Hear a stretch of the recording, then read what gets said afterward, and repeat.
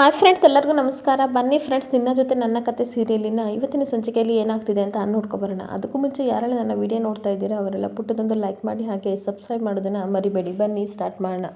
ಈ ಕಡೆ ಭೂಮಿ ಮತ್ತು ಅಜಿತ್ ಸತ್ಯಣ್ಣನ ಇಬ್ಬರು ಸಹ ಬೈತಾ ಇರಬೇಕಾದ್ರೆ, ಏನು ಒಬ್ಬ ಅಣ್ಣನಾಗಿ ಈ ಥರ ತಂಗಿಗೆ ಈ ಥರ ಅನ್ಯಾಯ ಮಾಡ್ತಾರ ಅಂತ ಭೂಮಿ ಕೇಳ್ತಾ ಇರಬೇಕಾದ್ರೆ, ಈ ಕಡೆ ಸತ್ಯಣ್ಣ, ಪ್ಲೀಸ್ ನೀವಿಬ್ಬರು ಬೈಬೇಡಿ ಆಯಿತಾ, ನನಗೆ ತುಂಬ ಬೇಜಾರಾಗ್ತಾ ಇದೆ. ನನಗೆ ಎಷ್ಟು ಬೇಜಾರಾಗ್ತಿದೆ ಅಂದರೆ ನನ್ನಿಂದ ಈ ಥರ ಅನ್ಯಾಯ ಆಗಿದೆ ಅಂತ ನನಗೆ ನಂಬಕ್ಕೆ ಆಗ್ತಾ ಇಲ್ಲ. ಒಂದು ದಿನ ನೀವು ಫೋನ್ ರಿಸೀವ್ ಮಾಡಲಿಲ್ಲ ಅಂತಂದರೆ ಇಷ್ಟೆಲ್ಲ ಆಗುತ್ತೆ, ಇಷ್ಟೆಲ್ಲ ಕಳಪೆ ಆಗುತ್ತೆ ಅಂತ ನನಗೆ ನಿಜವಾಗ್ಲೂ ಗೊತ್ತಿಲ್ಲ. ನೀವಿಬ್ಬರು ಖುಷಿಯಾಗಿರಲಿ ಅಂತ ನಾನು ಈ ಥರ ಮಾಡಿದೆ ಅಂತ ತುಂಬ ಬೇಜಾರು ಮಾಡ್ಕೊಂಡು ಇಲ್ಲಿ ಸತ್ಯಣ್ಣ ಹೇಳ್ತಾ ಇರ್ತಾನೆ.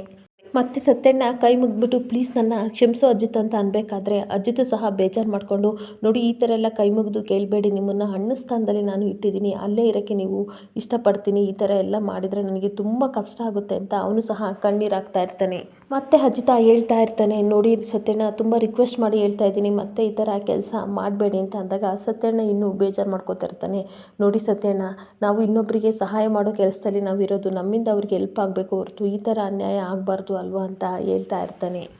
ನೋಡಿ ಸತ್ಯಣ್ಣ, ನನ್ನ ಮತ್ತು ಭೂಮಿ ಮದುವೆ ಕಾಂಟ್ರಾಕ್ಟಿನ ಜಸ್ಟ್ 9 ತಿಂಗಳು ಅಷ್ಟೇ ಇರೋದು ಅಂತ ಅಜಿತ್ ಹೇಳ್ತಾ ಇರಬೇಕಾದ್ರೆ, ಈ ಕಡೆ ಭೂಮಿನೂ ಸಹ ನೀವೇನೋ ಒಂದು ಒಳ್ಳೆ ಇಂಟೆನ್ಷನ್ ಇಟ್ಕೊಂಡು ಈ ಥರ ಮಾಡಿರ್ಬೋದು, ಆದರೆ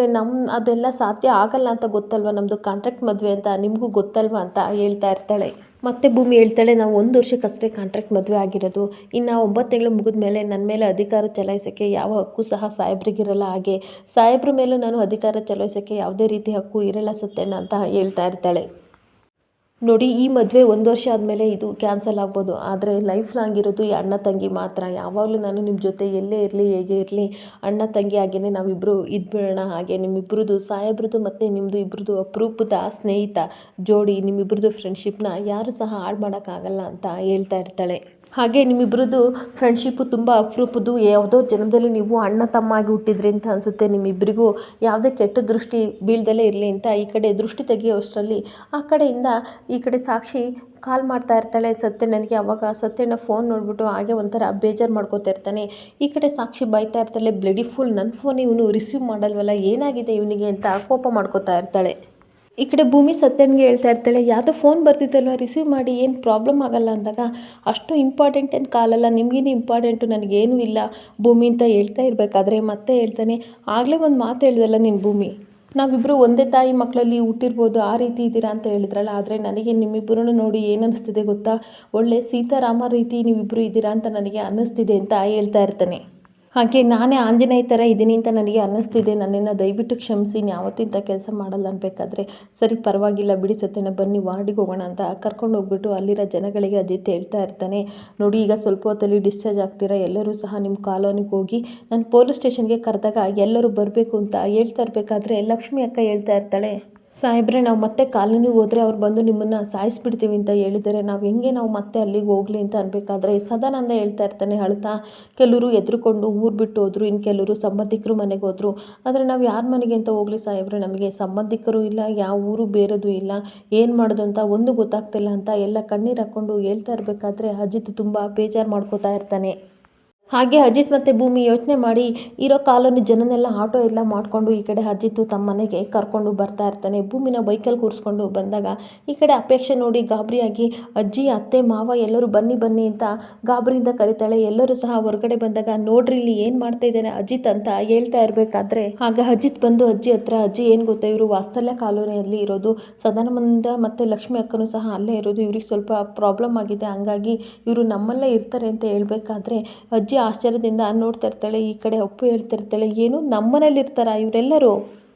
ಅಂತ ಹೇಳ್ತಾ ಇರಬೇಕಾದ್ರೆ ಅಜ್ಜಿ ಕೇಳ್ತಾ ಇರ್ತಾಳೆ, ಅಲ್ಲ ಇವ್ರಿಗೆಲ್ಲ ಮನೆ ಇಲ್ವಾ ಅನ್ಬೇಕಾದ್ರೆ, ಸದ್ಯಕ್ಕಿಲ್ಲ, ಅವ್ರಿಗೆ ಮನೆ ಇದೆ, ಆದರೆ ಯಾವುದೋ ದೊಡ್ಡ ಕುಳ ರೌಡಿಗಳನ್ನು ಬಿಟ್ಟು ಇವ್ರನ್ನೆಲ್ಲ ಒಡಿಸಿ ಬಡಿಸಿ ಮನೆನ ಕಿತ್ಕೊಳ್ಳೋಕ್ಕೆ ನೋಡ್ತಾ ಇದೆ, ಅವರು ಆ ಥರ ಮಾಡ್ತಾರೆ ಅಂತ ಹೆದರ್ಕೋತಾ ಇದ್ದಾರೆ, ಇವರು ಮತ್ತೆ ಕಾಲೋನಿಗೆ ಹೋದರೆ ಎಲ್ಲಿ ಸಾಯಿಸ್ಬಿಡ್ತಾರೆ ಅಂತ ಭಯದಿಂದ ಬದುಕ್ತಿದ್ದಾರೆ, ಅದಕ್ಕೋಸ್ಕರ ನಾನು ಇಲ್ಲಿಗೆ ಕರ್ಕೊಬಂದಿದ್ದೀನಿ, ಇವತ್ತೊಂದಿನ ಇಲ್ಲಿ ಆಶ್ರಯ ಕೊಡಿ ಅಂತ ಕೇಳ್ತಾ ಇರಬೇಕಾದ್ರೆ ಅಜ್ಜಿ ಆಶ್ಚರ್ಯದಿಂದ ನೋಡ್ತಾ ಇರ್ತಾಳೆ. ನೋಡಿ ಅಜ್ಜಿ, ಆ ಕಳ್ಳರು ಸಿಗೋವರೆಗೂ ಅಷ್ಟೇ, ಆಮೇಲೆ ಇವರು ಹೋಗ್ತಾರೆ, ಅಲ್ಲಿವರೆಗೂ ಆಶ್ರಯ ಕೊಡಿ ಅಂತ ಅಜಿತ್ ಕೇಳ್ತಾ ಇರಬೇಕಾದ್ರೆ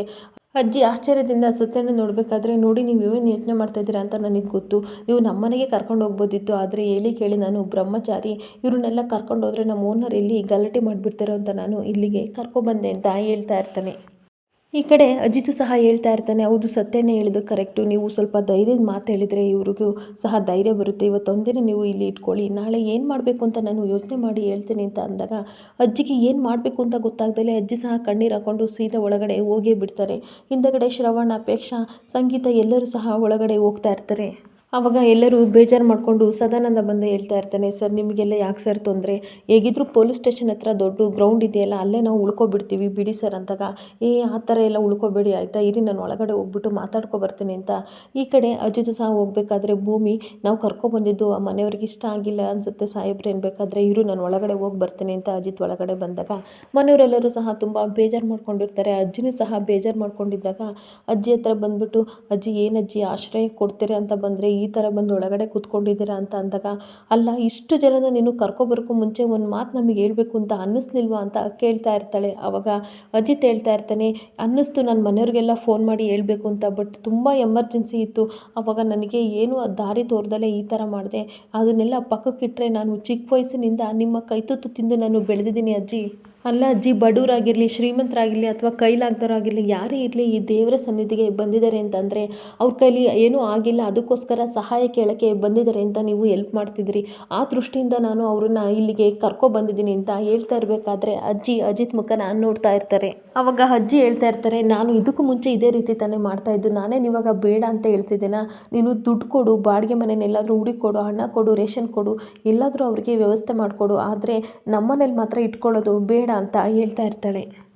ಆವಾಗ ಅಜಿತ್ ಹೇಳ್ತಾ ಇರ್ತಾನೆ, ಆ ಥರ ಮಾಡೋದಿದ್ರೆ ನಾನು ಆಶ್ರಯಕ್ಕೋಸ್ಕರ ಬೇರೆ ಯಾವ್ದಾರ ಬಾಡಿಗೆ ಮನೇಲಿ ಕೊಡಿಸ್ತಿದ್ದೆ, ಆದರೆ ಅವರಿಗೆ ಆಶ್ರಯ ಜೊತೆಗೆ ತುಂಬ ಭಯ ಇದೆ ಅಜ್ಜಿ, ನಾನು ಏನು ಮಾಡಲಿ, ಯಾರಾದರೂ ಬಂದು ಅವ್ರನ್ನ ಅಟ್ಯಾಕ್ ಮಾಡ್ಬೋದು ಅನ್ನೋ ಭಯ ಇದೆ, ಜೀವಕ್ಕೆ ಹೆದರ್ತಾ ಇದ್ದಾರೆ, ಅದಕ್ಕೋಸ್ಕರ ಇಲ್ಲಿ ಕರ್ಕೊಬಂದಿದ್ದೀನಿ, ಇಲ್ಲಿದ್ದರೆ ಯಾರೂ ಸಹ ನಾನಿದ್ದೀನಿ ಅಂತ ಅವ್ರ ಮೇಲೆ ಅಟ್ಯಾಕ್ ಮಾಡಲ್ಲ, ಅದಕ್ಕೋಸ್ಕರ ನಾನು ಕರ್ಕೊಬಂದಿದ್ದೀನಿ, ಅದಕ್ಕೋಸ್ಕರ ನಿಮ್ಮನ್ನು ಕೇಳಿಕೊಂಡು ಬಂದಿದ್ದೀನಿ ಅಂತ ಹೇಳಬೇಕಾದ್ರೆ ಈ ಕಡೆ ಅವ್ರ ತಂದೆ ರಮಣ್ಣ ಹೇಳ್ತಾ ಇರ್ತಾರೆ, ನೋಡು ಮಗನೇ, ನಾವು ದುಡ್ಡೆಲ್ಲ ಕೊಟ್ಟು ಆಶ್ರಯ ಕೊಡೋದು ಬೇರೆ, ಅದನ್ನು ಬಿಟ್ಟು ನೀವು ನಮ್ಮ ಮನೆಗೆ ಕರ್ಕೊಬಂದರೆ ಅವ್ರನ್ನೆಲ್ಲವ ಇಟ್ಕೊಳ್ಳೋದು ತುಂಬ ಕಷ್ಟ ಆಗುತ್ತೆ ಅಂತ ಹೇಳ್ತಾ ಇರ್ತಾರೆ. ಆಗ ಅಜಿತ್, ಅಪ್ಪ ನೀವೂ ಇದೇ ರೀತಿ ಹೇಳ್ತೀರಾ, ಅವರೇ ನಮ್ಮ ಮನೇಲಿ ಲೈಫ್ ಲಾಂಗ್ ಇರ್ತಾರೆ, ಇವತ್ತೊಂದಿನ ಇರೋಕ್ಕೆ ಅವಕಾಶ ಮಾಡಿಕೊಡಿ ಅಂತ ಹೇಳ್ತಾ ಇರಬೇಕಾದ್ರೆ ಅಪ್ಪು ಹೇಳ್ತಾ ಇರ್ತಾಳೆ, ಒಂದು ದಿನವೂ ಬೇಡ, ಅರ್ಧ ದಿನವೂ ಬೇಡ, ಅವ್ರು ಬರೋದೇ ಬೇಡ ಅಂದಾಗ ಅಪ್ಪು ನಿನಗೇನು ಪ್ರಾಬ್ಲಮ್ಮು, ಸುಮ್ಮನೆ ಇರು ಅಂತ ಅಜಿತ್ ಬೈತಾ ಇರಬೇಕಾದ್ರೆ, ಅಲ್ಲ ಅವ್ರು ಬೇರೆ ನೋಡೋಕ್ಕೆ ಕಳ್ಳರ ಥರ ಇದ್ದಾರೆ, ನಮ್ಮ ಮನೇಲಿ ಏನಾದರೂ ಬಂದು ಒತ್ಕೊಂಡು ಹೋದರೆ ನನ್ನ ಕೈಲಿ ಸಹಿಸೋಕ್ಕಾಗಲ್ಲಪ್ಪ, ಅವ್ರಿಗೂ ಒಂದು ಕ್ಲಾಸ್ ಇಲ್ಲ ಏನಿಲ್ಲ, ನೋಡೋಕ್ಕೆ ದೊಡ್ಡ ಕಳ್ಳರ ಥರ ಇದ್ದಾರೆ ಅಂತ ಅನ್ಬೇಕಾದ್ರೆ ಈ ಕಡೆ ಶ್ರವಣ್ಗೆ ಕೋಪ ಬಂದ್ಬಿಟ್ಟು, ಅಪ್ಪು ಕಳ್ಳರು ಅಂತ ಅನ್ಬೇಡ ಆಯಿತಾ, ಅವರು ಸಹ ಮನುಷ್ಯರು ಅಂತ ಬೈತಾ ಇರ್ತಾನೆ. ನೋಡು ಅಪ್ಪು, ಅವ್ರಿಗೆಲ್ಲ ಸ್ವಂತ ಮನೆ ಇದೆ, ಆದರೆ ಅವ್ರ ಪರಿಸ್ಥಿತಿ ಇವಾಗ ಕೆಟ್ಟಿದೆ, ಅದಕ್ಕೋಸ್ಕರ ಬಂದಿದ್ದಾರೆ ಅಂದರೆ ಅರ್ಥ ಮಾಡ್ಕೊಳ್ಳಿ ಅಂತ ಅಂದ್ಬಿಟ್ಟು, ನೋಡು ಅಕ್ಕ, ಹೇಗಿದ್ರು ನಮ್ಮ ಫಾರ್ಮ್ ಹೌಸು ದೊಡ್ಡದಾಗಿದೆ, ಎಷ್ಟು ದಿನ ಬೇಕಾದರೂ ಅಷ್ಟು ದಿನ ಅವರು ಅಲ್ಲೇ ಇರಲಿ ಅಂತ ಹೇಳು ನಿನ್ನ ಮಗನಿಗೆ ಅಂತ ಹೇಳಿದಾಗ ಅಜಿತು, ಸರಿ ನಾನು ಹಾಗಾದರೆ ಅಲ್ಲಿಗೆ ಅವ್ರ ಜೊತೆ ಹೋಗ್ತೀನಿ ಅಂತ ಹೋಗ್ತಾ ಇರಬೇಕಾದ್ರೆ ಅಜ್ಜಿ ಹೇಳ್ತಾ ಇರ್ತಾರೆ, ನೀನು ಯಾಕೆ ಹೋಗ್ತೀಯ, ಅವ್ರನ್ನೆಲ್ಲ ಕಳಿಸು, ನೀನು ಇಲ್ಲೇ ಇರು ಅಂತ ಹೇಳ್ತಾ ಇರಬೇಕಾದ್ರೆ ಅಜಿತ್ ಹೇಳ್ತಾ ಇರ್ತಾನೆ, ನೋಡಿ ರೌಡಿಗಳು ಸುಮ್ಮನೆ ಬೆದರಿಕೆ ಹಾಕಿಲ್ಲ, ಅವ್ರನ್ನ ಕೊಲೆ ಮಾಡ್ತೀವಿ ಅಂತ ಹೇಳಿದ್ದಾರೆ, ಅದಕ್ಕೋಸ್ಕರ ಅವರು ಈ ಮನೇಲಾಗಲಿ ಅಥವಾ ಎಲ್ಲೇ ಆಗಲಿ ಅವರು ಎಲ್ಲೇ ಇದ್ದರೂ ಅವ್ರ ಜೊತೆ ಸೆಕ್ಯೂರಿಟಿ ಆಗಿ ನಾನು ಇದ್ದೇ ಇರ್ತೀನಿ, ನಾನು ಬರ್ತೀನಿ ಅಂತ ಹೊರಡ್ತಿರ್ಬೇಕಾದ್ರೆ ಈ ಕಡೆ ಕೈ ಹಿಡ್ಕೊಂಡು ಸಂಗೀತ, ಇರೋ ಒಂದು ನಿಮಿಷ ಅಂತ ಹೇಳ್ತಾ ಇರ್ತಾಳೆ. ಅಮ್ಮ ನೋಡಮ್ಮ, ಅಜಿತ್ ಹೋಗೋದು ಯಾಕೋ ಸರಿ ಇಲ್ಲ ಅಂತ ಅನಿಸುತ್ತೆ, ಒಂದು ಕೆಲಸ ಮಾಡೋಣ, ಅಡ್ಜಸ್ಟ್ ಮಾಡಿಕೊಂಡು ನಾವು ಇಲ್ಲೇ ಅವ್ರನ್ನ ಇಟ್ಕೊಳ್ಳೋಣ ಅಂತ ಅಂದಾಗ ಅಜ್ಜಿ ಮುಖ ನೋಡ್ತಾ ಇರಬೇಕಾದ್ರೆ ದೇವಿಯನ್ನು ಸಹ, ಹೌದತ್ತೆ ಒಂದಿನಕ್ಕಲ್ವ ಏನಾಗಲ್ಲ, ಅಡ್ಜಸ್ಟ್ ಮಾಡ್ಕೊಂಡಿರೋಣ, ಸಂಗೀತ ಹೇಳ್ದಾಗೆ ಅನ್ಬೇಕಾದ್ರೆ ಅಪ್ಪು ಹೇಳ್ತಾ ಇರ್ತಾಳೆ, ಏನತ್ತೆ ನೀವು ಸಹ ಅವನ ಥರನೇ ಮಾತಾಡ್ತೀರಾ ಅಂದಾಗ, ಅಪ್ಪು ಸುಮ್ಮನಿರು, ನಿನಗೆ ಅದೆಲ್ಲ ಗೊತ್ತಾಗಲ್ಲ, ಇವಾಗ ಅಜಿತ್ ಹೋದರೆ ಅದೆಲ್ಲ ಚೆನ್ನಾಗಿರುತ್ತೆ ಅವ್ರ ಜೊತೆ, ಅದ್ರ ಬದಲು ಅಡ್ಜಸ್ಟ್ ಮಾಡಿಕೊಂಡು ನಾವು ಅವ್ರನ್ನ ಮನೆ ಒಳಗೆ ಕರ್ಕೊಳ್ಳೋಣ ಅಂತ ಹೇಳ್ತಾ ಇರ್ತಾಳೆ. ಮತ್ತೆ ಅಜ್ಜಿ ಹೇಳ್ತಾ ಇರ್ತಾರೆ, ಸರಿ ನೀನು ಇಷ್ಟೊಂಥರ ಕೇಳ್ಕೊತಾ ಇದೀಯ ಅಂತವ, ನಾನು ಒಪ್ಕೋತಾ ಇದ್ದೀನಿ ಅಂತ ಹೇಳಿದಾಗ ಅಜಿತ್ ಬಂದ್ಬಿಟ್ಟು, ಥ್ಯಾಂಕ್ ಯು ಸೋ ಮಚ್ ಅಜ್ಜಿ, ನನ್ನ ಮುದ್ದು ಅಜ್ಜಿ, ನೀವು ಒಪ್ಕೊಂಡಿದ್ದಕ್ಕೆ ತುಂಬ ಖುಷಿ ಆಯಿತು ಅಂತ ಖುಷಿಯಿಂದ ಸತ್ಯಣ್ಣ ಮತ್ತು ಅಜಿತ್ ಜನರನ್ನ ಕರ್ಕೊಬರೋಕ್ಕೆ ಹೊರಗಡೆ ಬಂದಾಗ ಅಲ್ಲಿನ ಊರು ಜನಗಳು ಹೇಳ್ತಾ ಇರ್ತಾರೆ, ಇಲ್ಲ ಸಾಹೇಬ್ರೆ, ಇಷ್ಟು ಜನ ನಿಮ್ಮ ಮನೇಲಿರೋದು ಕಷ್ಟ ಆಗುತ್ತೆ, ನಾವು ಬೇರೆ ಎಲ್ಲರೂ ವ್ಯವಸ್ಥೆ ಮಾಡ್ಕೋತೀವಿ ಅಂತ ಹೇಳ್ತಾ ಇರಬೇಕಾದ್ರೆ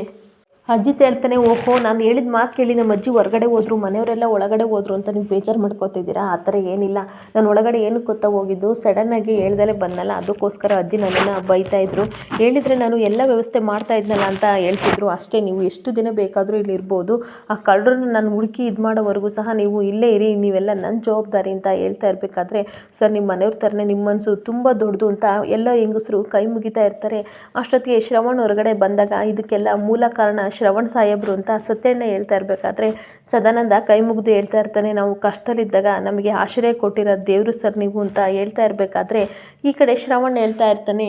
ಹಾಗೆಲ್ಲ ಏನಿಲ್ಲ, ನನಗೆ ಕೈ ಮುಗಿಬೇಡಿ ನಂದು ಇರೋವರೆಗೂ ಸಹ ಚೆನ್ನಾಗಿರಿ ಅಷ್ಟೇ ಸಾಕು, ನಾನು ಹೋಗಿ ಬರ್ತೀನಿ ಅಕ್ಕ ಕೆಲಸ ಇದೆ ಅಂತ ಎಲ್ಲೋ ಹೊರಗಡೆ ಹೋಗ್ತಾ ಇರ್ತಾನೆ. ಆವಾಗ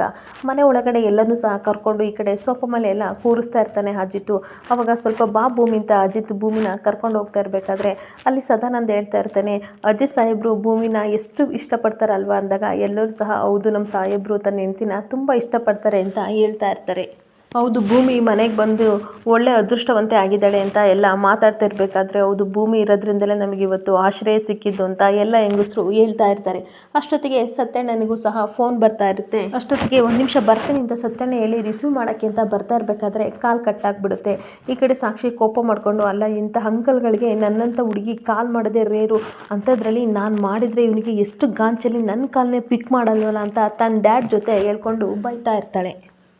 ಮತ್ತೆ ಸಾಕ್ಷಿ ಹೇಳ್ತಾ ಇರ್ತಾಳೆ, ನನ್ನ ಕೆಲಸಕ್ಕೆ ಏನಾದರೂ ನಾನು ತಪ್ಪು ವ್ಯಕ್ತಿನ ಏನಾದರೂ ಆಯ್ಕೆ ಮಾಡಿದ್ದೀನ ಅಂತ ಅನ್ಬೇಕಾದ್ರೆ ರಾಣೆ ಹೇಳ್ತಾ ಇರ್ತಾನೆ, ಇಲ್ಲ ಮಗಳ ನೀನು ಸರಿಯಾಗಿ ಆಯ್ಕೆ ಮಾಡ್ಕೊಂಡಿದ್ದೀಯಾ, ಅವನು ತನ್ನ ಮುದ್ದಿನ ತಂಗಿಯ ಫ್ರೆಂಡ್ ಅಂತ ನಿನ್ನನ್ನು ಈ ಥರ ಮಾಡ್ತಾ ಇದ್ದಾನೆ, ಅದು ಬಿಟ್ಟು ಬೇರೆ ಯಾರ್ಯಾರು ಆಗಿದ್ರು ಅದ್ರಕ್ಕೂ ಸಹ ಸೇರಿಸ್ತಾ ಇರಲಿಲ್ಲ ಬ್ರಹ್ಮಚಾರಿ ಅಂತ ಹೇಳ್ತಾ ಇರ್ತಾನೆ. ಈ ಕಡೆ ಸಾಕ್ಷಿ ಮಾತಾಡ್ತಾ ಇರಬೇಕಾದ್ರೆ ಸತ್ಯನ ಕಾಲ್ ಮಾಡಿದಾಗ ಅವರೇ ಕಾಲ್ ಮಾಡಿದ್ರು ಅಂದ್ಬಿಟ್ಟು, ಸತ್ಯವ್ರೆ ಅಂತ ಅಂದಾಗ, ಅಲ್ಲ ಸಾಕ್ಷಿಯವ್ರು ತಾನೇ ಮಾಡ್ತಾ ಇರೋದು, ಏನಕ್ಕೆ ನನಗೆ ಕಾಲ್ ಮಾಡ್ತಾ ಇದ್ದೀರಾ ಅಂತ ಅನ್ಬೇಕಾದ್ರೆ, ಹೌದು ನಾನೇ ಮಾಡ್ತಾ ಇರೋದು, ನನ್ನ ಫ್ರೆಂಡ್ ಅಣ್ಣನಿಗೆ ನಾನು ಕಾಲ್ ಮಾಡ್ತಾ ಇರೋದು ಅಂತ ಹೇಳ್ತಾ ಇರ್ತಾಳೆ. ಆದರೆ ನಿಮ್ಮ ಧ್ವನಿಯಲ್ಲಿ ಯಾಕೆ ಇಷ್ಟೊಂಥರ ಗಾಬರಿ ಇದೆ ಅಂತ ಅಂದಾಗ, ನಿಮಗೇನಾದರೂ ತೊಂದರೆ ಆಗಿರ್ಬೋದು, ನನ್ನ ಹೆಲ್ಪ್ ಏನಾದರೂ ಬೇಕಾಗಿರ್ಬೋದೇನೋ ಅಂತ ಟೆನ್ಷನ್ ಮಾಡಿಕೊಂಡು ನಿಮಗೆ ಪದೇ ಪದೇ ಕಾಲ್ ಮಾಡ್ತಿದ್ದೆ ಅಂತ ಹೇಳ್ತಾ ಇರ್ತಾಳೆ. ಅಯ್ಯೋ ಏನಿಲ್ಲ, ನಾನು ಅವಾಗ ಹಾಸ್ಪಿಟ್ಲಲ್ಲಿದ್ದೆ ಅಂತ ಹೇಳ್ತಾ ಇರಬೇಕಾದ್ರೆ, ಏನು ಓ ಮೈ ಗಾಡ್ ನೀವು ಹಾಸ್ಪಿಟ್ಲಲ್ಲಿದ್ದೀರಾ, ಏನಾಗಿದೆ ನಿಮಗೆ, ನಾನು ಬರಲ್ಲ ಇವಾಗ ಅನ್ಬೇಕಾದ್ರೆ, ನನಗೇನೂ ಆಗಿಲ್ಲ, ಈ ಥರ ನಮ್ಮ ವಾಸ್ತಲ್ಯ ಕಾಲೋನಿಯವರಿಗೆ ಈ ಥರ ಏಟಾಗಿತ್ತು ಅದಕ್ಕೋಸ್ಕರ ಹಾಸ್ಪಿಟ್ಲಿಗೆ ಹೋಗಿದ್ದೆ ಅಂದಾಗ, ಹೌದಾ ಏನಾಯಿತು ಹೇಳಿ ಪ್ಲೀಸ್, ನಿಮಗೂ ಗೊತ್ತು ತಾನೇ ನನ್ನ ಬಡವ್ರು ಕಂಡ್ರೆ ಎಷ್ಟು ಇಷ್ಟ, ನನ್ನ ಕೈಲಿ ಆಗಿದ್ದು ನಾನು ಹೆಲ್ಪ್ ಮಾಡ್ತೀನಿ, ಏನಾಯಿತು ಹೇಳಿ ಅಂತ ಅಂದಾಗ, ಈ ಕಡೆ ಸತ್ಯನ ನಡೆದಿದ್ದ ವಿಷಯನೆಲ್ಲನೂ ಸಹ ಹೇಳಿ ಅಜಿತ್ ಮನೇಲಿ ಈಗ ಅವರು ಆಶ್ರಯದಲ್ಲಿದ್ದಾರೆ ಅಂತ ಹೇಳ್ಬೇಕಾದ್ರೆ, ಓ ಹೌದಾ ಅಜಿತ್ಗೆ ಹಾಗಾದರೆ ಗೊತ್ತಾಗ್ಲಿಲ್ವಾ ಯಾರು ಅಂತ ಅಂದಾಗ, ಗೊತ್ತಾಗಿದ್ದರೆ ಇಷ್ಟೊತ್ತಿಗೆ ಆ ಹೆಂಗಸು ಲಾಕಪ್ಪಲ್ಲಿ 1 2 3 ಎಣಿಸ್ತಾ ಇದ್ಲು ಅಂತ ಹೇಳ್ತಾ ಇರಬೇಕಾದ್ರೆ, ಈ ಕಡೆಗೆ ರಾಣಾ ಮತ್ತು ಸಾಕ್ಷಿಗೆ ಆಶ್ಚರ್ಯ ಆಗಿ ಶಾಕ್ ಆಗಿ ಹಾಗೆ ನಿಂತ್ಕೋತಾರೆ. ಆಗ ಮತ್ತೆ ಸಾಕ್ಷಿ ಕೇಳ್ತಾಳೆ, ಏನು ಲೇಡಿನ ಅಂತ ಅಂದಾಗ, ಹೌದು ಅಲ್ಲಿ ಕಾಲೋನಿಲಿ ಒಡೆದೆಲ್ಲ ಹೋಗ್ಬೇಕಾದ್ರೆ ಅಲ್ಲೊಬ್ಬ ರೌಡಿ ಹೇಳ್ತಾ ಇದ್ದಂತೆ, ಆಯಿತು ಮೇಡಮ್ ಕೆಲಸ ಅಂತ ಅಂದಾಗ, ಅಜಿತ್ಗೆ ಡೌಟ್ ಬಂದಿದೆ ಈ ಕೆಲಸ ಮಾಡಿಸಿರೋದು ಒಬ್ಬ ಲೇಡಿ ಅಂತ ಗೊತ್ತಾಗಿದೆ ಅಂತ ಅಂದಾಗ ಇವಳಿಗೆ ತುಂಬ ಶಾಕ್ ಆಗ್ತಾ ಇರುತ್ತೆ. ಮತ್ತೆ ಹೇಳ್ತಾ ಇರ್ತಾರೆ, ಈ ಮನೇಲಿ ಸಹ ನಾನು ಹೇಳ್ತಾ ಇದ್ದೀನಿ ವೈಯಕ್ತಿಕವಾಗಿ ಒಬ್ಬಳು ಕೇಳಿ ಇದ್ದಾಳೆ, ಅವಳು ದೇವಿ ಅನಿ, ಅವಳಿಗೂ ಸಹ ಇವತ್ತು ಮನಸ್ಸು ಕರಗಿ ಕಾಲೋನಿಯವರೆಲ್ಲರೂ ಸಹ ಮನೆ ಒಳಗೆ ಕರ್ಕೊಂಡಿದ್ದಾರೆ, ಆದರೆ ಆ ಮನಸ್ಸು ಒಡಿಸಿದ್ಲಲ್ಲ ಆ ರೌಡಿ ಲೇಡಿಗೆ ಮಾತ್ರ ಬಂದಿಲ್ಲ, ಆದರೆ ಅಜಿತ್ ಕೈಲಿ ಸಿಕ್ಕಿದ್ರೆ 1 2 3 ಎಣಿಸೋದಂತೂ ಗ್ಯಾರಂಟಿ ಅಂತ ಹೇಳಿದಾಗ ಆ ಮಾತನ್ನ ಕೇಳಿ ಶಾಕ್ ಆಗಿ ಇಲ್ಲಿ ಸಾಕ್ಷಿ ನಿಂತ್ಕೊಬಿಡ್ತಾಳೆ. ಇಲ್ಲಿಗೆ ಈ ಸಂಚಿಕೆ ಎಂಡ್ ಆಗ್ತಿದೆ. ಈ ವಿಡಿಯೋ ಇಷ್ಟ ಆದರೆ ಪುಟ್ಟದೊಂದು ಲೈಕ್ ಮಾಡಿ ಹಾಗೆ ಫಾಲೋ ಮಾಡಿ. Thank you.